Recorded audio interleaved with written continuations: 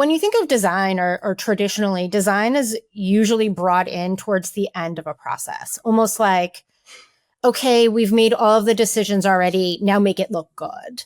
And that's been shifting pretty dramatically. And so more teams really want designers involved before those final decisions get made. So they want designers helping define the problem and not just polish the solution, which is great news for the design community. Welcome to Insights Unlocked, an original podcast from UserTesting, where we bring you candid conversations and stories with the thinkers, doers, and builders behind some of the most successful digital products and experiences in the world, from concept to execution. Welcome to the Insights Unlocked podcast.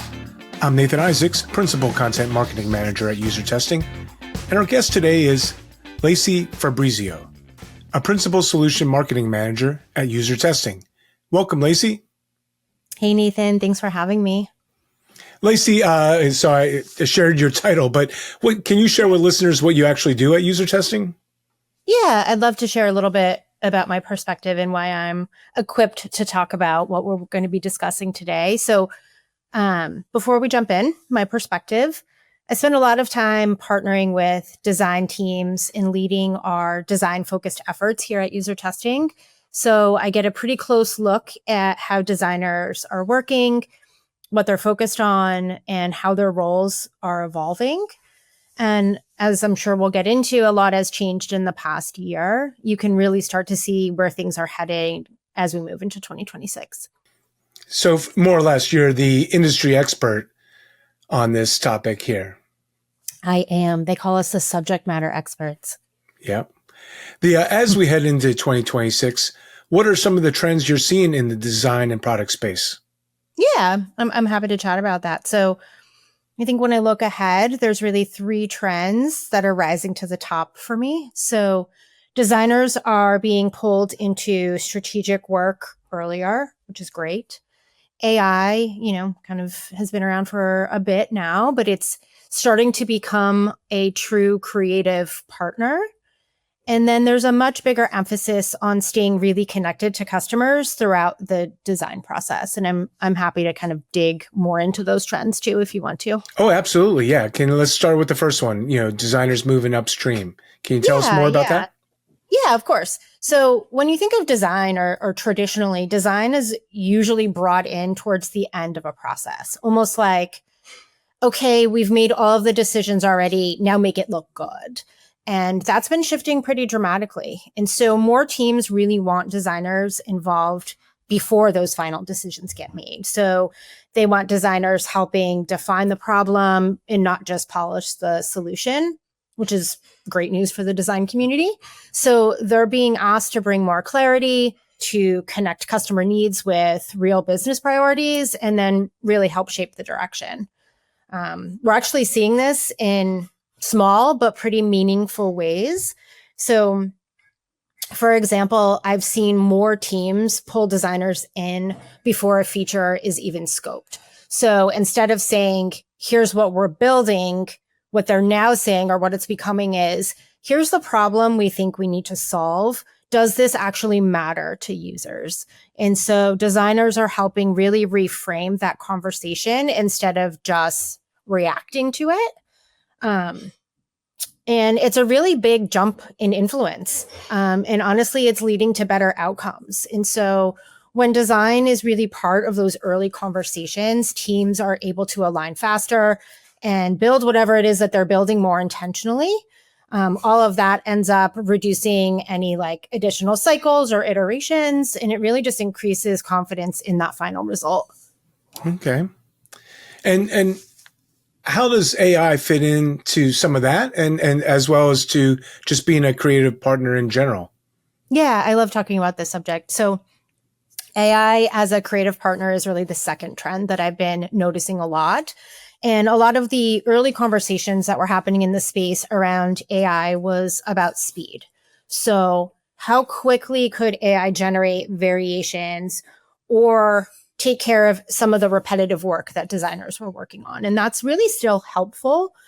But the real shift that's happening now is how designers are using AI much earlier in the process. And so when I say it's a creative partner, I'm really saying that AI is becoming a brainstorming partner, right? So designers are using AI to explore more directions, to spark new ideas, to push themselves out of their typical patterns, and even challenge assumptions. And so I had a dinner recently where I was talking to a designer who said that she uses AI almost like a brainstorming buddy. So she'll throw like a half-formed idea into a prompt just to see what unexpected directions come back. And so the way to think about that is, it's not replacing her, but it helps her break out of her usual patterns and explore concepts that really she might have not even considered them on her own, right? And that really feels like where things are going, right? And I think when designers embrace that mindset instead of being kind of scared of what it is and what's to come, when they start thinking about AI as a collaborator rather than a replacement, those are the designers that are going to get the most out of it, right? So it opens up those creative possibilities. Designers are still providing the judgment and the meaning behind the work, but using AI as a collaborator. Is this designers can use AI? I mean, is this through specific platforms and you may not know this answer. I don't know if anyone knows this answer, but is it like, how are they using AI in is it text-based? Is it, are they uploading, wireframes of a product or an app? Is it platform-based like Figma's new AI tool or, any of the come to mind or what can you share? Yeah, that's a really great question. And I think it's honestly changing like every week. Yeah. I just played with a new tool yesterday that creates a website for you from scratch. You don't even need to put code in. Some of the AI solutions now will write code for you. This actually just produces the entire website. You can host it through there, and then you can start charging people for your website that you're hosting for them. It's just been unreal. But to answer your question, a lot of designers, like I had mentioned, are using AI as a thought partner. So I think a lot of that really happens in something like a ChatGPT, where they're just kind of like going back and forth, like putting an initial idea in and then asking, what do you think about this? Or where are there potential holes in this idea? There are a lot of prototyping AI assisted tools out there. But what I've noticed is the design community is not quite ready to move in that direction yet. And the folks that I've talked to really want to keep that like craft. But I think they're absolutely using AI to help with workflow optimization, to help make processes a little bit easier, to take care of the stuff that was maybe keeping them away from like working on their craft, which actually is design. And as we talk about that and we talk about speeding up and moving up in the process, let's talk about like that deeper emphasis on customer understanding. How does bring that all together for us? Yeah. Are you kind of hinting at the trend 3 that? Yeah. Yeah.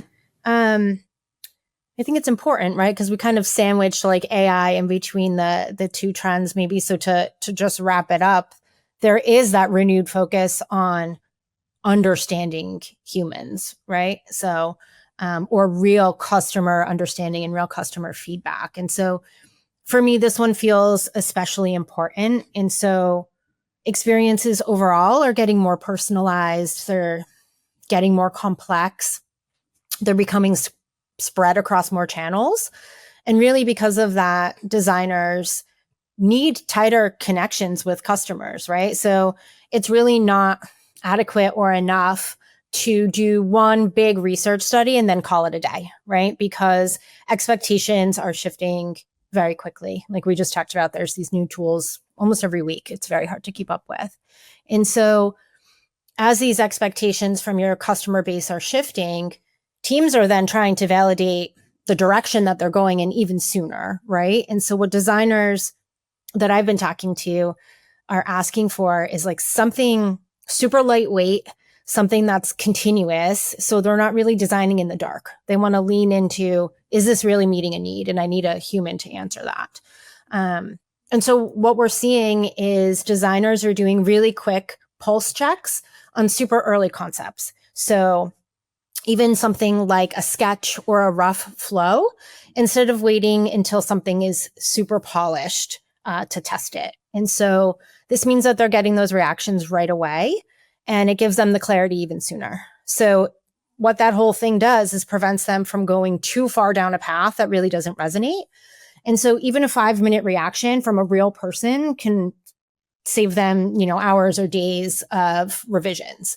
And so that kind of continuous insight really lets designers move faster, lets them move with more confidence, because those decisions are grounded in those real human reactions, not just an assumption. Awesome. Lacey, Yeah. Is there anything I haven't really asked about that you want to share?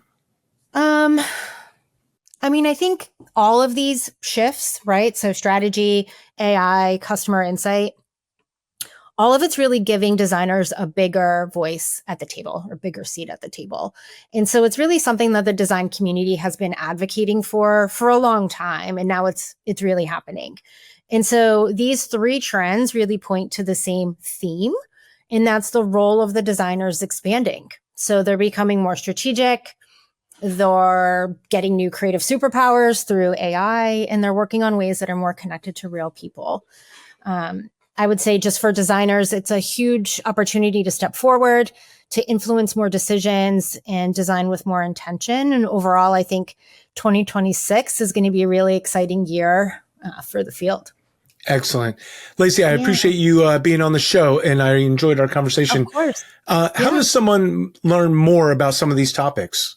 Yeah, great question. So we've got a ton of resources. If you head over to usertesting.com, we have blog posts, we have guides, podcasts, webinars, and we actually just came out with a new guide that I helped author that is related to the trials and tribulations that a design leader will face in their day-to-day. And it's all listed, usertesting.com, right under resources. Perfect. And we'll include some of those links in the show notes. Lacey, again, thank you so much for your time today. Yeah, of course. Thank you for having me. It was fun. All right.